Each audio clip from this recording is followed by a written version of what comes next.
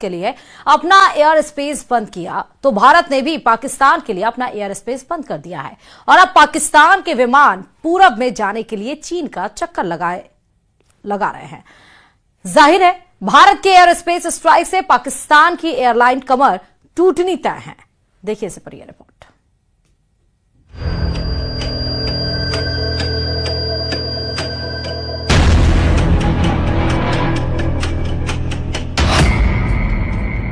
पाकिस्तान पर air space strike.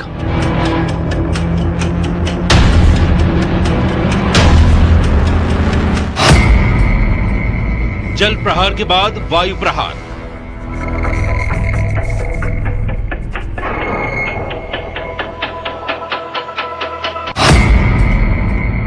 एक के बाद एक भारत की स्ट्राइक। भारत ने पाकिस्तान को करारा जवाब देते हुए अपने एयर स्पेस को पाकिस्तान की उड़ानों के लिए बंद कर दिया है। पाकिस्तान ने भारत के लिए अपना एयर स्पेस बंद किया, उससे भारत को ज्यादा फर्क नहीं पड़ने वाला, लेकिन पाकिस्तान को पूरब में जाने के लिए भारत के एयर स्पेस की सख्त जरूरत है। लेकिन अब उसको ये सहूलियत नहीं मिलने वाली और उस पर एयर स्पेस वाली स्ट्राइक से उसका तगड़ा नुकसान होने वाला है। भारत के ऊपर पाकिस्तान एयरलाइन की उड़ान बंद।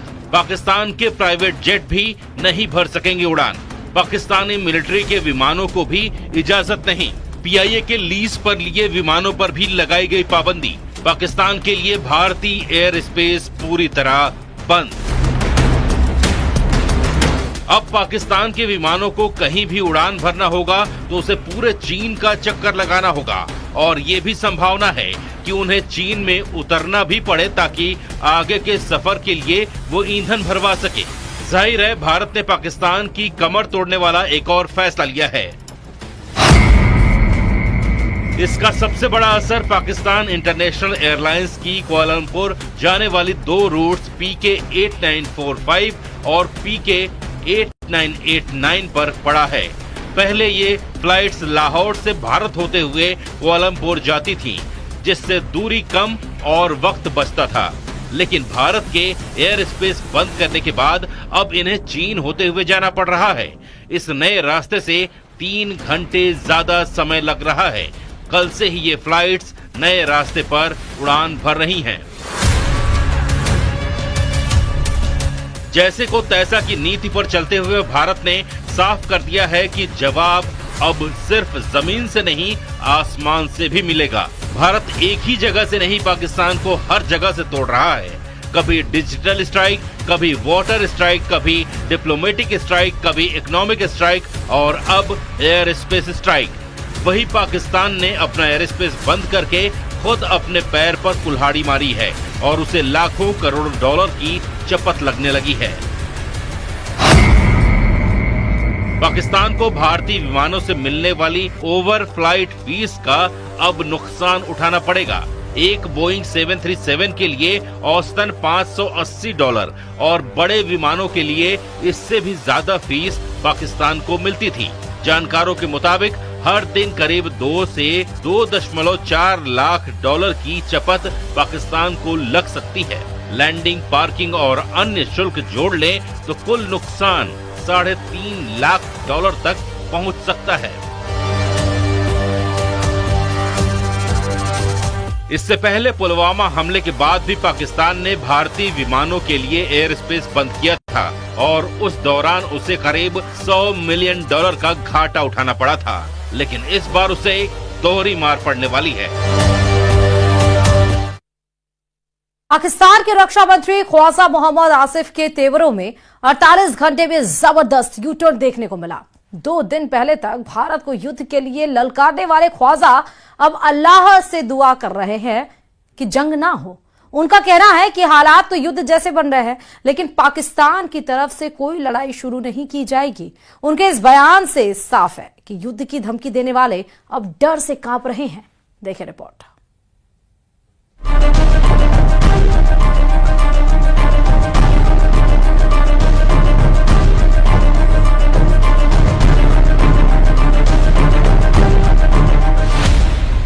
पाकिस्तान के जंगबाज मंत्री के बदले सुर।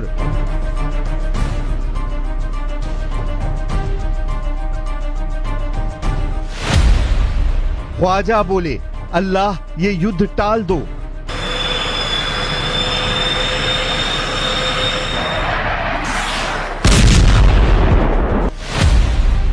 पिटने से पहले पाकिस्तान का सरेंडर।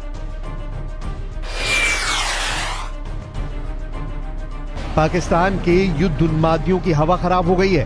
बात बात पर एटम बम की धौंस जमाने वाले पाकिस्तानी मंत्रियों के सुर बदल गए हैं। पाकिस्तान के रक्षा मंत्री ख्वाजा मोहम्मद आसिफ का लेटेस्ट बयान सुनकर आप हैरान हो जाएंगे।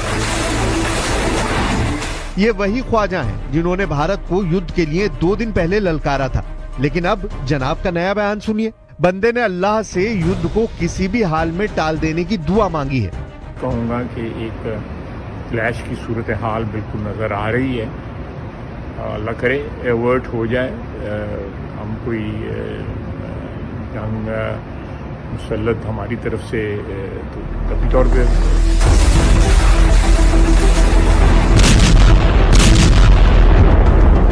अचानक ख्वाजा आसिफ की तबीयत नासाज हुई है या फिर उन्हें हकीकत का अंदाजा हो गया है? कल तक गीदड़ भपकी जमा रहे ख्वाजा के तेवर ढीले क्यों पड़ गए हैं? क्यों बारूदी साजिशों के ख्वाजा घबराए हुए हैं?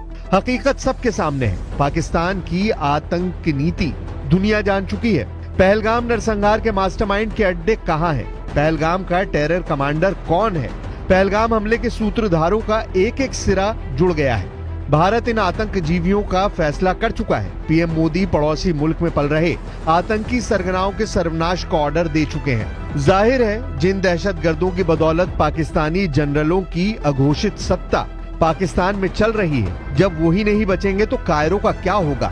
वही खौफ अब ख्वाजा जैसे लीडरों को खाए जा रहा है। इसलिए ख्वाजा अल्लाह से जंग टालने के लिए दहाड़े मार रहे हैं।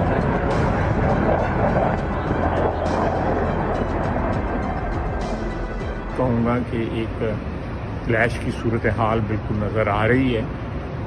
अल्लाह करे एवर्ट हो जाए, हम कोई जंग मुसल्लत हमारी तरफ से तो कभी तौर पे असल में पाकिस्तान कई साल से ढह रहा है। पहलगाम आतंकी वारदात की साजिश रचकर पाकिस्तानी सेना ने बुनियाद की आखिरी ईंट भी हिला दी है। भूख की मारी पाकिस्तानी अवाम हुक्मरानों की बारूदी साजिशों से परेशान है।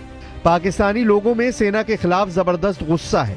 उन पर भारत के सख्त एक्शन का बढ़ता खतरा पाकिस्तान के लिए प्राणघाती बनता जा रहा है, जिससे बचने के लिए ख्वाजा जैसे तमाम नेता तरह तरह के हथकंडे आजमा रहे हैं। पाकिस्तान के रक्षा मंत्री ने कश्मीर मसले में चीन को चौधराहट का ऑफर भी दे डाला है। पाकिस्तान के रक्षा मंत्री ख्वाजा आसिफ ने कहा है चीन की बड़ी अलग पोजीशन है, कश्मीर का एक हिस्सा उनके पास भी है, तो सारा ये जो कश्मीर का इशू है चीन भी इसमें एक स्टेक होल्डर है। सिंधु नदी चीन से भी होकर आती है, तिब्बत से आती है। पाकिस्तान को चीन ने हमेशा सपोर्ट किया है। शहबाज शरीफ कैबिनेट के जितने मिनिस्टर हैं उतनी तरह की बातें हैं। रेल मंत्री एटमी युद्ध की धौंस जमाता है। सूचना प्रसारण मंत्री तारड़ भारत के हमले के घंटे गिनाता है। वहीं रक्षा मंत्री युद्ध टाल देने की दुहाई दे रहा है। लेकिन अब जो भी तय होना है वो भारत करेगा। पाकिस्तान का वक्त खत्म हो चुका है। फैसला सख्त है। नतीजे ऐसे होंगे जिसे पाकिस्तान की कई पीढ़ियां